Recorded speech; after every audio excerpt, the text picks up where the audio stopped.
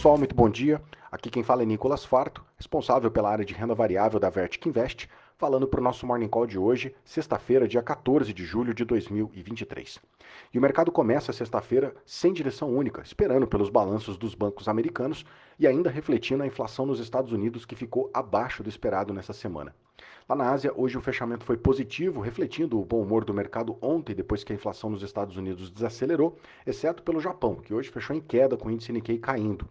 Na Europa, as bolsas operam sem direção única hoje. Na Alemanha, os preços ao produtor no atacado caíram 2,9% na comparação anual e na leitura mensal a queda foi de 0,2%.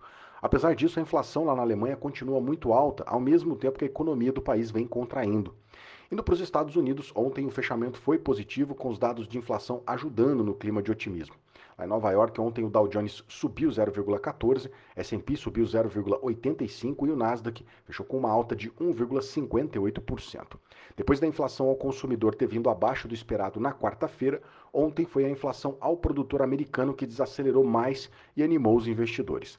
Na comparação mensal, o PPI teve uma alta de 0,1%, abaixo do que o mercado estava projetando, que era uma alta de 0,2%. Ainda assim, o mercado segue precificando mais uma alta de 0,25% nos juros na reunião desse dia 26 pelo Banco Central dos Estados Unidos. Porém, o dado de ontem reforçou a tese de que essa pode ser a última alta no ciclo de altas de juros lá nos Estados Unidos, o que deu um ânimo para o mercado global. Por outro lado, os pedidos de seguro-desemprego vieram abaixo do esperado, foram 237 mil solicitações contra 250 mil solicitações, que era a projeção. Esse dado sinaliza que o mercado de trabalho americano segue resiliente. No corporativo, destaque de alta para as ações da Google, que ontem subiram 4,7% depois que a empresa anunciou o lançamento da plataforma digital de inteligência artificial que vai concorrer com o ChatGPT. A Amazon ontem também teve um dia de alta, valorizou 2,6% as ações da empresa, depois que a companhia reportou um recorde de vendas no Prime Day, que é um dia de descontos exclusivos para os assinantes da Amazon. E hoje começa oficialmente a temporada de resultados do segundo trimestre de 2023, com os principais bancos americanos reportando seus números antes da abertura de mercado.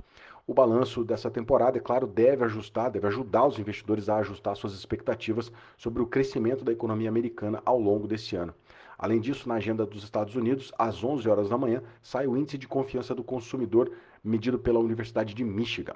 Bom, vamos atualizar os índices agora. S&P Futuro está caindo 0,03, Eurostock 600 está subindo 0,04, o FTSE de Londres está subindo 0,21% agora. No Japão, o índice Nikkei fechou com queda de 0,09% e o índice de Xangai na China fechou com alta de 0,04%. Índice de mercados emergentes subindo 1,3% agora, o DXY, dólar index, subindo 0,14% e os juros de 10 anos nos Estados Unidos sobem 0,72%, então cotado a 3,78% no anual. O índice de commodities da Bloomberg sobe 0,30% e o petróleo caindo nessa manhã. O WTI está caindo 0,16%, cotado a 76 dólares e 77 centavos o barril, enquanto o petróleo Brent cai 0,17%, cotado a 81 dólares e 22 centavos o barril. Petróleo operando em queda agora, mas está caminhando para fechar a semana no positivo. E hoje saíram notícias de interrupções de fornecimento de petróleo na Líbia e na Nigéria, que, claro, pode afetar o lado da oferta da commodity. O minério de ferro fechou com mais uma sessão de alta nessa madrugada lá na China. A Dalian, o minério hoje se valorizou em 2,54% e fechou cotado aos 118 dólares e 98 centavos a tonelada, o que deve seguir favorecendo o nosso setor aqui de mineração e siderurgia. A Vale tem subido bastante na semana.